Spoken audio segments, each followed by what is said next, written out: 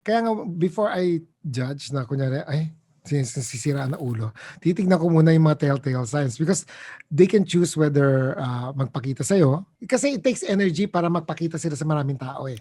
Okay. Hindi yung tipo bang magpapakita ko sa buong pamilya ninyo or Oo, something oo, like that. oo. Naku, Diyos ko. It takes them energy to communicate na nga with us. Oo. Magpapakita pa sila. Yun, sometimes people forget that logic there eh. Yes, yes. Kung talagang gusto nila magpakita sa lahat sa atin, di dapat ang dami na natin nakikita in the first place. Oo, But oo. the mere fact that it takes them so much energy to communicate, takes them so much energy para magpakita, kokonti lang sila nagpapakita because pagod na sila after that. So after your parents passed away, did you get to still see them, communicate with No, them? because that's a Wala. want.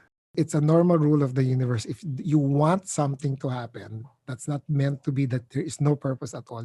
Because it's you grieving, it's you wanting them to stay alive. You're not letting go. Because the rule of the universe, if somebody passes on, then you need to support that passing on to another world. So, bibigay mo yon. Now, kung binigyan ka ng regalo at nagpakita sa'yo, that means you've accepted that journey that person has taken or that the reason why God took him or her. Then, the chances are, pwede silang magpakita ulit sa'yo sa panaginip because Yes. the communications are wide open eh. Oo, oo. You're not trying to bring them back for selfish reasons eh. Because yung gusto mo magpakita, that becomes really a selfish reason. And yung mga hindi natin in-expect na magpakita sa atin, usually yun ang nagpapakita. Kasi wala tayong Oo, hindi mo kailangan.